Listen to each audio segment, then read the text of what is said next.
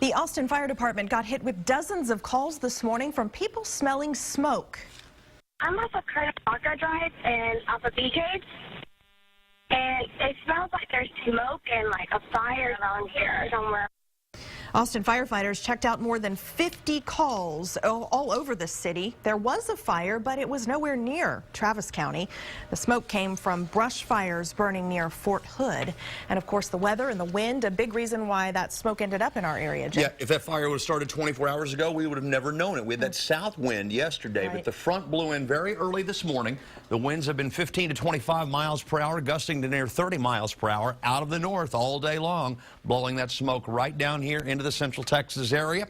Temperatures, our winds right now, I should say, beginning to come down a little bit, but these are the current gusts that are at least 20 miles per hour or over. So it's still a little breezy out there, but those winds will continue to diminish tonight. KXAN meteorologist Natalie Stowe traveled to Fort Hood today where firefighters worked to get that fire under control. We just came outside and I just saw a huge black cloud in the sky. Rachel Lewis was volunteering near Fort Hood when she saw, then smelled smoke. I was in here working and then I just kept hearing all the fire trucks going by. And I was a little worried at first because, I live right down the street from it. 2 brush fires started Tuesday during a training exercise on post.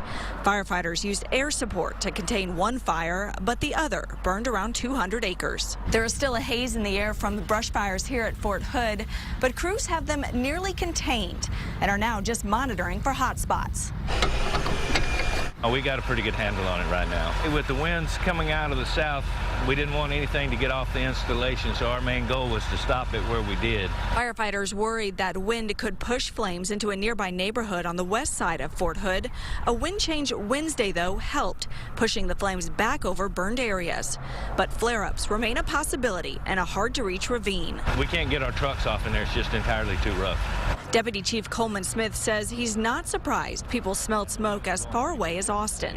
With the way the weather is, it holds the smoke close to the ground, so it has a tendency to travel distances. In the meantime, the fire department is keeping their trucks full, standing guard if needed again. At Fort Hood, Natalie Stoll, KXAN News.